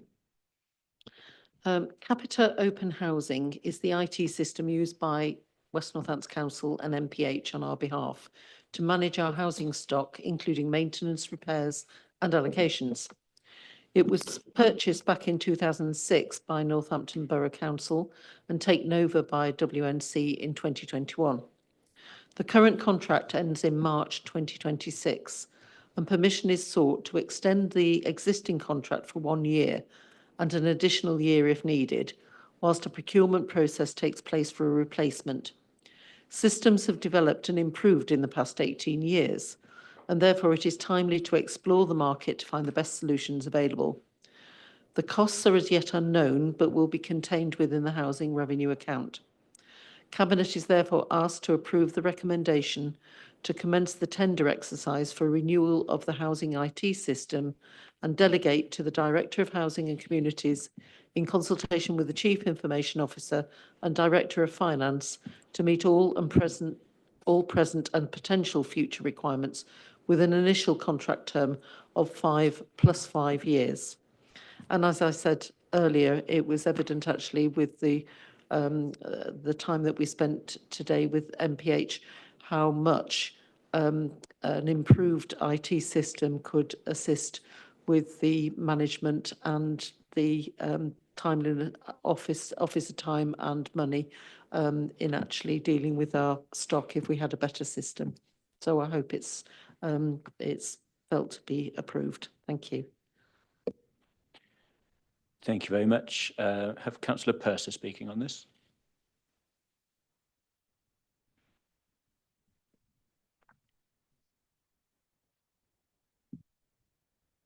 Thank you. This is obviously a major project and a vital project, and so I welcome this paper. I welcome that we've given ourselves a good lead time, because these projects usually take longer than they think you do to implement, and we really need to get it in so that it's actually working before it needs to be ready to be working. And so my questions are really about how will the Cabinet be kept updated about this? How will we monitor progress? And how will we make sure that, given that we've given ourselves quite a long time, that it doesn't drift, that we actually keep on it and keep the whole thing, yes, to speed, really. And I suppose, how do we make sure that we build in the opportunities that AI give us to really produce something that's quite excellent in meeting our local needs and our staff's needs, as well as our residents' needs? Thank you, Bob. Rosie? I think I'll have to defer to the Director of Housing and Communities for this one. So obviously reporting on progress will go through the normal reporting structure in terms of we have a board for DTI projects that will go through to ELT, but we're happy to bring updates to the Cabinet at regular intervals as part of the reporting, if that would be helpful. Sorry, the other question. There was a second question, wasn't there? Oh, sorry, AI, yeah. Sorry, as we explore through the systems, obviously we have to explore the systems that are at the market. So we will look at what opportunities there are to either enhance with AI. It is our DTI, WNC's DTI team that are looking at this for us. We're already working on some of the AI responses anyway, so we'll be looking for them to advise us on that as we go through. Thank you. Councillor Hallam? Yeah, I mean, it's great to be able to talk about some of the AI things that are already underway. We've got AI projects around homelessness, AI projects around first contact. So there's lots of possibilities that we're already investigating. So those trial projects, as they get developed and move into what we do further, will undoubtedly can form a part of this project as well with housing. Thank you. Councillor Lowett. Just on the issue of AI, Chair, we're looking at it very closely, working with Kia as to how we can use it to undertake highway inspections. So that's something that we're currently working on. Thank you very much. Any further comments? I draw Cabinet's attention to the recommendations at paragraph 3 then. Is Cabinet agreed? Agreed. Thank you very much. Move on to item 15, which is the Adult Social Care Direct Payments Policy with Councillor Golby. Thank you, Leader. So direct payments are an important part of our adult social care delivery model. They offer people more flexibility and choice to decide how their care and support is provided. And it's a statutory requirement, as per the Care Act, for the council to offer a person a direct payment should they wish to have one. The model works by paying a person a set amount of money so they can directly pay for the services that meet their care and support needs. The amount we pay is usually the same amount it would cost us to commission the care and support. In return, the person who has accessed the direct payment would need to provide us with evidence to show they have spent the money in line with their care and support plan. Direct payments can be complicated, and it is important that the council is transparent in the way that it offers and administers a direct payment. The council also wishes to extend the flexibility of a direct payment to eligible transport costs, which is a positive thing, such as a journey to day opportunities and to better support unpaid carers. Therefore, the council is seeking permission to enter an 8-week public consultation period to seek public views on the introduction of a direct payments policy, the introduction of transport direct payments, and a new way for unpaid carers to access support via a direct payment. Details on how and when we plan to consult are detailed at 7.4 of the report, and following the consultation, we will present a summary of feedback received with recommendations to the February Cabinet meeting. Thank you, Chairman. Thank you, Councillor Golby. We have one speaker on this, which is Councillor Randall.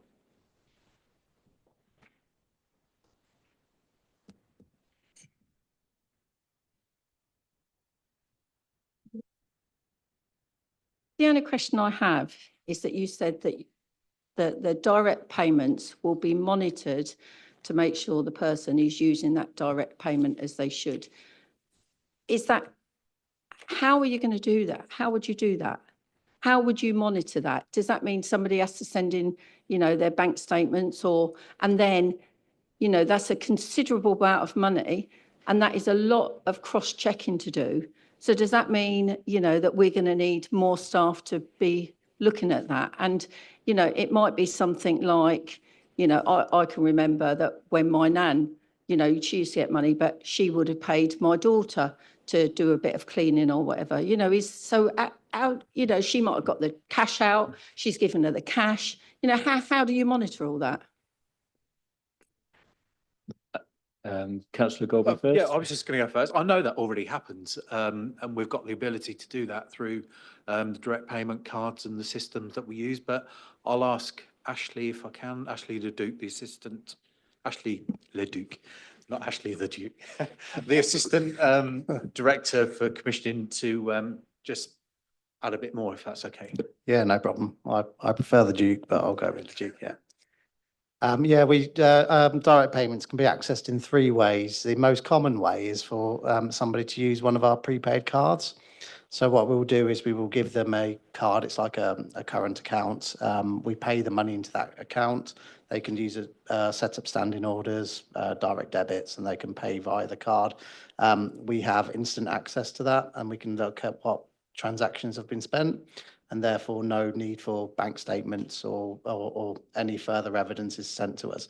The other way is somebody can have their own nominated account, in which case they would need to send us copies of bank statements and invoices and things. It's a bit more administratively heavy, and previous feedback has told us that they don't prefer that, which was why we brought prepaid cards into the mix. And the third way is that we manage their direct payments for them. So if people do struggle, we have a dedicated service that will pay providers on their behalf. But it all means that they've got still got the flexibility to choose the provider. They just don't have to do the administrative part of it. Okay, thank you. Thank you, Ashley. Any further questions or comments? No. As ever, recommendations at paragraph 3. Is Cabinet agreed? Agreed. Thank you very much. Item 16 is the Electric Vehicles Infrastructure Strategy 2024 to 2030. Councillor Breeze. Thank you, Chair. The council has successfully applied for local electric vehicles infrastructure capability funding and was awarded £409,000 of revenue funding, which has been used to set up an EV infrastructure team in the council. The role of the team is to develop an EV strategy that will serve as a roadmap for the council and stakeholders to roll out this infrastructure by 2030 in our district. The council, through the strategy, will play a key role in supporting the transition to EVs in West Northamptonshire by providing the EV chargers on street to address the increase in use. The strategy takes into consideration the different types of users of electric vehicles and proposes different solutions. As an example, rapid chargers will be installed in areas such as car parks where there is a high demand for this sort of infrastructure, whereas standard chargers will be installed on streets close to residents who can park their vehicles and charge them more economically for prolonged periods. The strategy gives specific attention to residents without off-street parking, as a large proportion of the chargers will be installed in the streets where these residents live. This ensures that all residents of West Northamptonshire have equal access to this technology. A list of locations has been identified, and the EV infrastructure team is finalising desktop surveys. Site surveys will start towards the end of the month to confirm the suitability of the sites based on the available electrical infrastructure. The EV team have submitted an application to the the Local Electric Vehicle Infrastructure Capital Fund to secure 2.8 million in funding to roll out the infrastructure. Once the funding is secured, it will be used to procure a charge point operator who is expected to match fund the council's contribution. Taking the lead on the implementation of this infrastructure will allow the council to shape how and where it is rolled out. And finally, the contract is expected to generate an income that is going to be valued once the procurement is completed. Thank you. Thank you, Councillor Breeze. We've just got Councillor Humphreys speaking on this.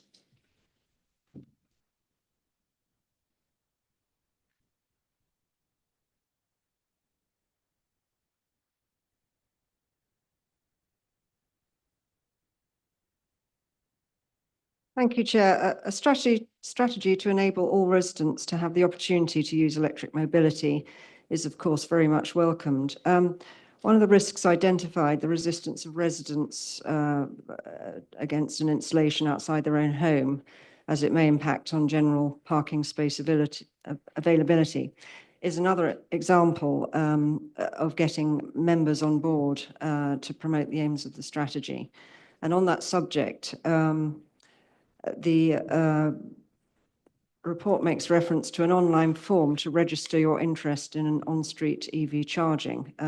That certainly hasn't been communicated to members, and given, for my part, I get quite a few inquiries about EV charging. That I think that's something we ought to communicate very much.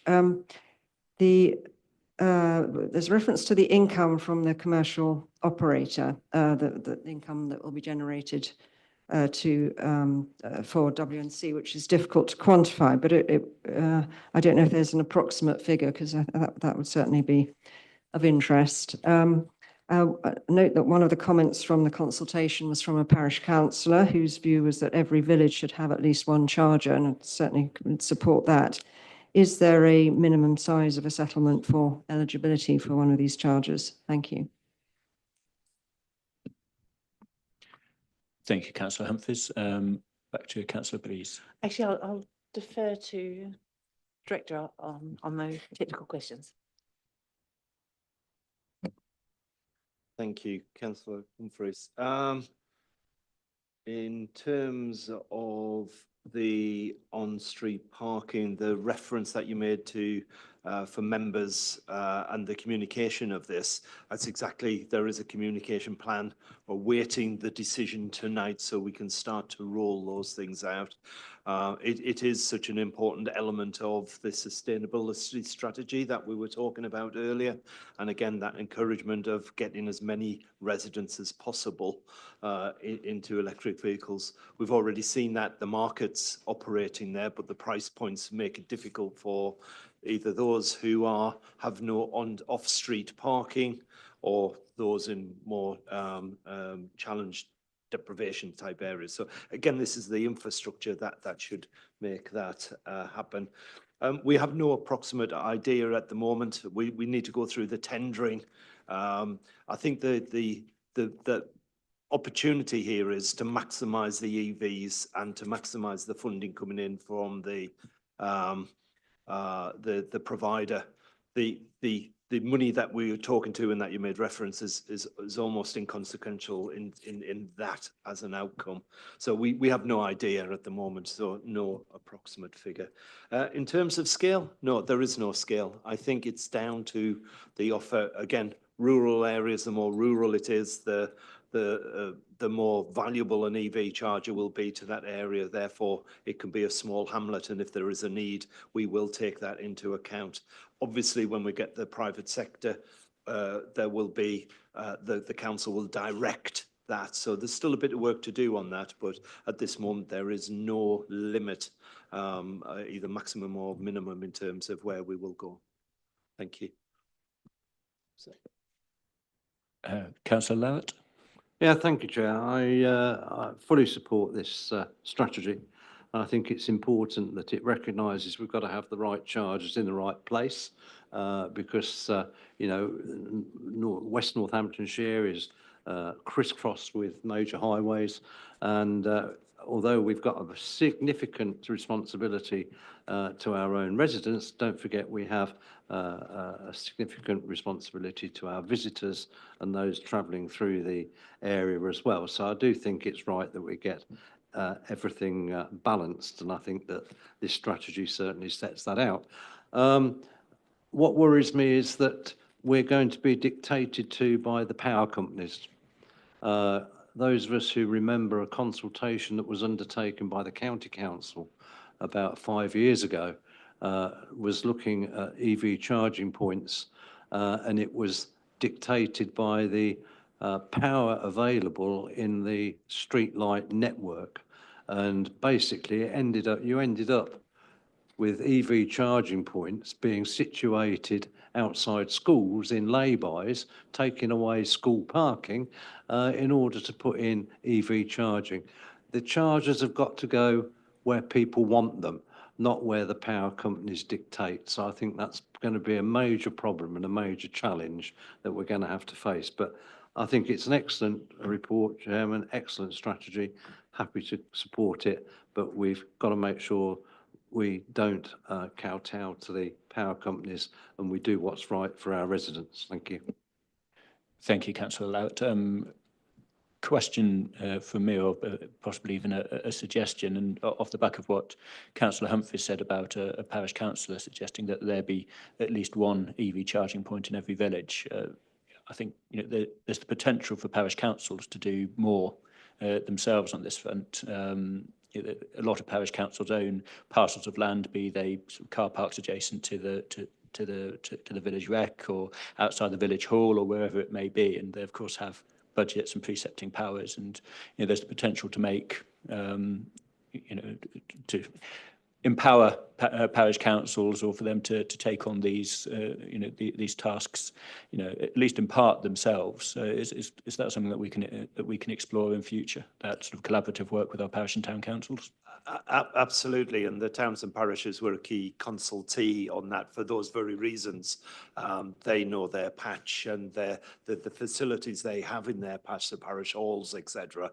Those are useful areas to put these EVs, etc. So that's available. So absolutely, I can see that town and parish council opportunity as being very much part of that. But we'll take that and make sure it's more clear in the strategy, and certainly in the action plan. That will be one of the actions we take forward, is that partnership working with towns and parishes. And again, we'll even have a look at the aim of getting an EV charger in every single village. I think that should be something that we strive to achieve. So let's take that and action it. Yeah. Super. Thank you very much. Anything further from any members? No. Two recommendations then at paragraph 3. Is Cabinet agreed? Agreed. Thank you. Moving on then, item 17, we're back with Councillor Herring for the Affordable Homes Delivery Plan. Thank you, Leader. We are all aware of the housing crisis in this country and the desperate need for more affordable homes. This strategy before us has been worked on since the beginning of this year and aims to bring partners together to provide innovative solutions to enable the council to provide additional affordable houses to meet housing need. Within existing resources, the council plan is to deliver a minimum of 650 affordable homes per year by 2029-30. However, this target was drawn up before the change in government, and this figure could be increased if more government funds are made available to meet the Deputy Prime Minister's increased national housing targets. Adoption of this strategy will leave West Northants Council well placed in order to act swiftly and bid for funds if and when they become available. The plan identifies 12 key points that the council can take to improve delivery of affordable homes. The first one, strategic leadership by developing partnerships and relationships, and breaking down barriers to delivery by the formation of a new housing board with an independent chair. To create momentum for change with a housing summit, maximising 106 payments, consider financial benefits of affordable homes when disposing of council assets, strategic acquisition of land and property for affordable homes, acting as an enabler for key developments, accelerating the supply of council homes, better quality affordable homes built to a higher minimum standard, monitoring delivery performance and sharing best practice and celebrating success. This strategy brings together council resources of planning, land, money and people to stimulate delivery. The Housing Summit is already planned and will go ahead at the end of this month. It is recommended that Cabinet approve this Affordable Homes Delivery Plan and delegate final changes to the Director of Housing and Communities in consultation with the Executive Director for Finance, Leader of the Council and Portfolio Holder ahead of the proposed summit event. Thank you. Thank you, Councillor Herring. Two speakers on this, Councillors Humphreys and Purser.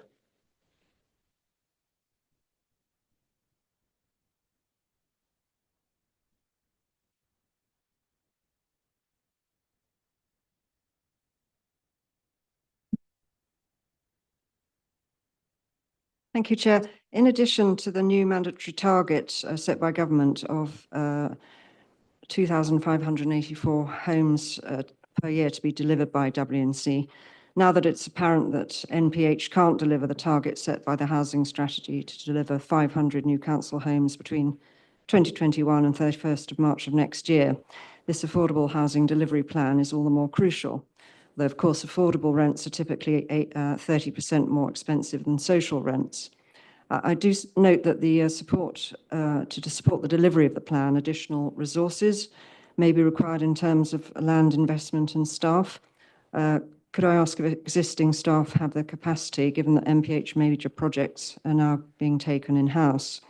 I'm also mindful of the risk that quality is sacrificed in the pursuit of housing volume.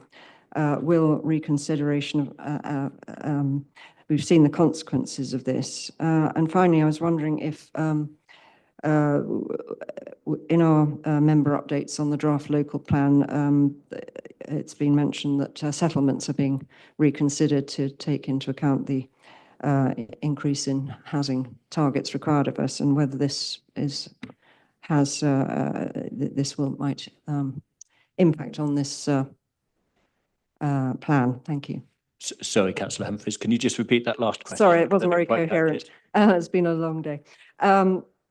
There's no mention, as far as I can see, of using settlements to deliver this affordable. New settlements. New settlements, yes, Okay. new settlements, sorry, yep.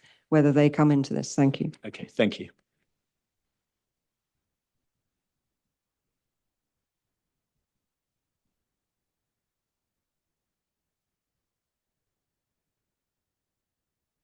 Thank you, Chair. I welcome this document as well. And it's a complex document, but a very welcome document. It's good to have concrete targets, and it's good to have the summit planned. And I really support the sense of urgency that this document brings.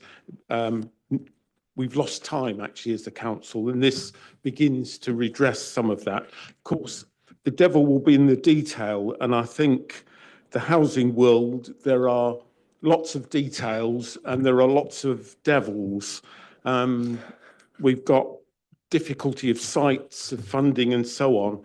I've got 4 things that I'm wondering whether actually we could get in. I know you're hoping to invite a housing minister to attend the summit, and I wonder whether there's a real opportunity for a partnership between ourselves and government to tackle some of the kind of national strategic problems we've got in delivering some of these objectives that we really, or overcoming some of the barriers that there seem to be. One of them is, it seems to me, is this viability test for social housing. This seems to be, and the way that capital comes in.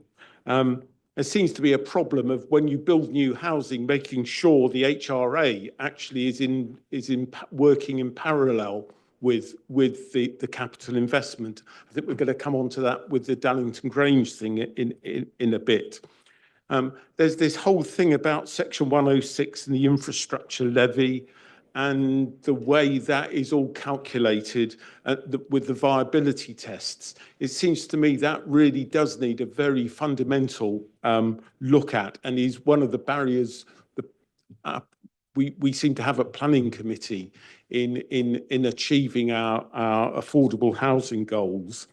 And then I think there is the whole thing about how planning works in with this. Planning doesn't seem to drive our delivery, whereas I think it should. So, I mean, this document is obviously a work in progress, and it will be really good to see a sort of dated, costed plan of housing delivery come along that is actually deliverable. Thank you, Bob. Some important points raised. I think we may still be waiting for some of the detail to come forward, but it will be interesting to see whether some of the extra funding announced in the budget will help us in terms of the viability and navigating the very necessary maths that we have to overcome within the HRA. Any of these investments, have to wash their face. It's a challenge already to balance the HRA. So anything else that we do with it, we need to bear that in mind. But so I'll go back to Councillor Herring and anyone else that wishes to chip in. Well, I certainly on the staff resources, I'd have to ask the Director of Housing and Communities what her thoughts are on that point. So I can't go into too much detail, but there is a live conversation about the realignment of resources between MPH and ourselves to reflect the new approach to developments. Okay. Thank you. And in terms of the draft local plan and planning, the whole point of this paper is bringing all the parties together, including planning, and they will be part of the board and part of the summit. So the whole point is that we're all working together and actually pushing for the same end. Thank you. Thank you very much. And I think it's just worth acknowledging that this has been a really in-depth piece of work, and underscores the importance that we attach to delivering housing, via whatever means that we can deliver it as a council. There's more than one way to skin this particular cat and get those homes constructed for people to live in, and unfortunately we've had to resort to a plan B when our plan A has encountered some severe difficulties, but I have faith that actually the piece of work that's been undertaken will stand up, and it's a very solid effort that's going to also achieve the buy-in of key partners in government. And just going back to Councillor Purser's point about working in partnership with government, very happily we will work alongside anyone who will help us to deliver on our housing ambitions and achieve those aims for residents who need their houses delivered. So, as ever, recommendations at paragraph 3. Is Cabinet agreed? Agreed. Thank you very much. Item 18 is asset disposal. There are 7 items up for disposal. The 7th is a confidential item, a brownfield site in Daventry. Does any member who's registered to speak, Bob, Wendy or Paul, intend to refer to the pink paper?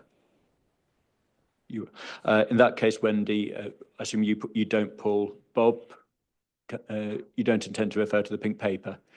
In that case, then I'll take you last, Wendy, so that we can remain in open session until the last possible moment. Go over to Councillor Longley to present the paper. Yeah, thank you, Chair. I'm not going to run through too much detail because it's all in the report. Each one has its specific story, and the pink paper one we will, as just described, come to later. That's a little bit more involved. As the stories are already there, the whole point here is it's all about managing the portfolio, and the decisions have been made, or the proposals here have been made with a view to making that portfolio tidy as we can make it.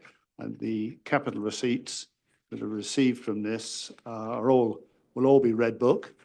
Now, for those that don't know what Red Book is where it's the sort of valuation you have when you have a bank valuation. And typically you have a bank valuation when it's very, not quite legal, but it's very strong. So that's why we do it that way. So, and we would have bank valuations, effective or Red Book valuations, and then sell it through agents, and the receipts typically would go into our cash, and that can be used for productivity transformation items as well. But it's really a tidying up of the portfolio. So I'll take any questions that come out. Thank you, Chair. Thank you, Malcolm. So I'll take Councillor Purser and then Councillor Clark.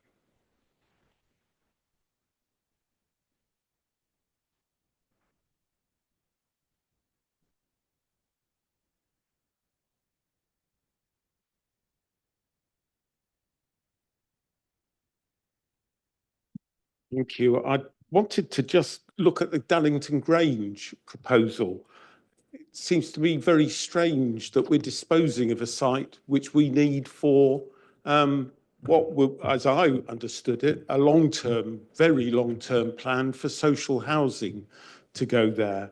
I'm very concerned that we're going to end up with more affordable housings and less social houses. This has been going on since, I think, 2006. Surely we've got a plan about how we were going to deliver this, that this goes back, through several councils. And am I right that we don't have the money in the HRA to make this work? That seems to me absolutely amazing if that's the case. So I'd really want to be clear that we are actually going to deliver what we say we're going to deliver on this particular site. Thank you, Bob. Councillor Clark.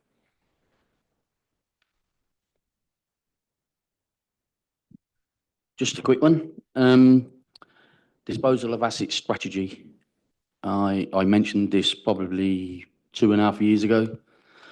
I've had a meeting with Stuart Timmis and Simon Bowers in the past.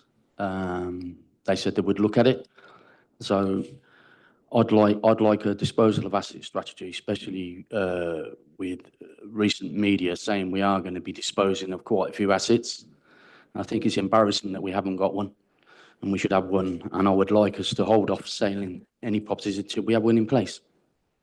Thank you. Thank you, Councillor Clark. I think we'll certainly seek an asset strategy, but the second part we won't be able to meet your request on. I'll go to Councillor Longley to respond to the two comments, and then we'll bring in Wendy under private session. Yeah, thank you, Chair. Yeah, on the Darlington Grange, we're all after the same thing, Bob, as you well know. We have an option agreement, don't forget, on this one, and that we will need to abide by the option agreement, which we will do. And we're all keen that Darlington Grange is delivered as you suggest, and we'll be keeping a pretty close eye on that. But at the end of the day, it'll be the capital assets that'll come our way, so we won't actually have direct control over it. Thank you, Paul. Asset strategy. Yeah, we meet to talk about the assets on a very regular basis, and I'd like to think I've got a bit of knowledge about this subject as well. But I input, and I most certainly do so. I think what you're referring to is probably more of a global view of the situation, and yeah, we do. I guess it's probably not down in a formal basis, but I think there's certainly no reason why it shouldn't be. We think we got it right, but you know, always open for good ideas. We haven't got the monopoly on that by any means, but I'm no problem putting that together. Thank you, Chair. Over to the Executive Director for Place. Thank you. And just add a few more comments on that. If you look at para C511, it does look at the issues around the HRA, etc. I mean, subject to the previous report, there is a bit of work that we're doing on that, so this leaves that flexibility open. I think the word disposal often gets misunderstood. A disposal is taking it from the council to another organisation. So therefore, this is the disposal. We have to come to Cabinet to take that land forward is probably a better description than perhaps disposal, which suggests, you know, putting it on the market, people coming and offering lots of money. Well, this is more getting the absolute outcomes that you were talking about, Bob. We need to talk to an RSL or another provider that can give us social housing. So that's what we mean by disposal on this one. In respect of the strategy, I believe it's on the forward plan to come in very soon. So again, Councillor Clark, we have taken all those points. It was always our intention. I think I might have mentioned at our meeting that we're always on the full agreement that we needed an asset strategy, and that's coming forward to Cabinet in the very near future, December, I think it is. So we'll see that then. Thank you. Thank you.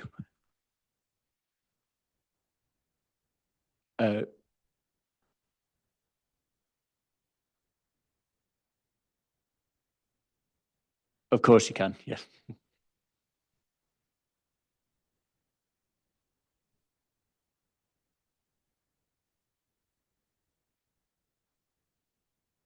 Thank you. Yeah, I had real concerns over the Darlington Grange proposal as well, because as we know, affordable is 20% below market rent. And if you look at market rent of houses in that area, they are topping £1,300 a month, which would make affordable just over £1,000 a month, which means that they're not going to be affordable at all. And the likelihood are they just will. I don't know what the maximum price is, but I understand. I think it's something like you receive £725 a month towards your house, and anything above that, it's whether they can afford to top it up. But I know to be on the housing register, I think the joint income is 60,000. I don't know how that equates to what they can deem you can afford and what you can't. So for me, you know, we've really got to be looking at social housing and not affordable. And to invest in housing, I always feel is a really good investment. We're taking loans out for other things. Why couldn't we take a loan out to build housing? Because even though it might cost us about 25 years to pay off those housing, they've still got a hell of a lot of years life left in those housing where we would be reaping all those benefits. By giving those houses over, then we lose all those income benefits in future years. So, you know, for me, that housing is the best investment we could do. But I don't know whether that's allowed or it isn't allowed. So that is the one on Dallington Grange. The other one that I found that I'm really uncomfortable is the Welford Pocket Park, which we'll hand over, but we can actually take back if we want to have any investment in that going forward. I'm really not comfortable about that either. If we hand it over as a pocket park, we leave it as a pocket park. Thank you. The Executive Director for Places indicating that he'd like to respond to some of that. Again, some good points made there in terms of Darlington, and again, everything you've said has been taken into account, working very closely with housing who actually come up with a specification that will go forward. So very much dealing with the needs of that particular community as we're going forward, as we would through the HRA. So hopefully the outcomes are exactly the same as what you're talking about there. We've talked a lot tonight about pace. And I think that's why we need to move this forward to start looking at other different mechanisms that are perhaps not there at the moment, would certainly slow the process down. We're talking 100 houses. We'd like to get those up and built in the shortest possible time to, again, to meet the needs of the residents, much needed needs of the residents. So, yeah, there is a focus on delivery, a focus on pace, a focus on quality, a focus on the right housing in the right place. That's the almost the recipe going forward, if you like, to this disposal, and that's how it will be put to, whether it be a different organisation to build them for social or affordable, or whether it's an RP. That's what we need tonight, is just the permission to dispose, so we can do all of that work and all that invested going forward. Welford Pocket Park, our intention is that it will always be a pocket park. It's only if the people we give it to start looking at different opportunities, or maybe, you know, developing and getting a commercial value, that's when we can stop it. So that whole point of that element is to ensure it is exactly as you say, Wendy, and that it remains as a pocket park as we go forward. I'd just add on the social versus affordable debate that whilst I entirely recognise and endorse the calls for more social housing, that there is a risk sometimes that we make perfect the enemy of the good. You know, affordable homes meet a need, a very identifiable need within the housing market. You know, there are people out there who can't afford the full whack in the private rented sector, but actually those 100 homes, if they are ultimately for, in inverted commas, affordable rents, you know, will meet a need somewhere in the middle of the market. So, you know, they still serve an important need if they don't go the full distance towards meeting people who need a social rent. Councillor Longley, anything to add? Yeah, I'd just like to comment on the Welford Pocket Park, really. And actually, an interesting point of Paul's was strategy there. Part of our sort of strategy is where it's a local item such as this, excellent example of it, and the parish council, a responsible body, wants it to take over it, and it's far better that they should do so, in our view. And that's the sort of thing that we'd have in the strategy. It's equally small little pieces of land that are a nuisance value to us. Homeowners very often, I'd say a development, a little bit left over, not very much, sort of cabbage patch almost. And they would want to buy these, and we were very keen to sell them on, because we then don't have the maintenance of it, and you end up with one very happy resident. So that's the sort of things on small pieces of land is part of that sort of strategy. So I think it's a relevant point today. Thanks, Chair. I've kept him waiting. Councillor Lowett.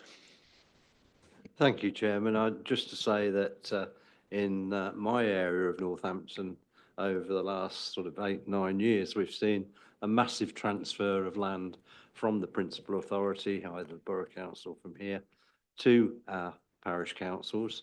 And I have to say that they're extremely well managed.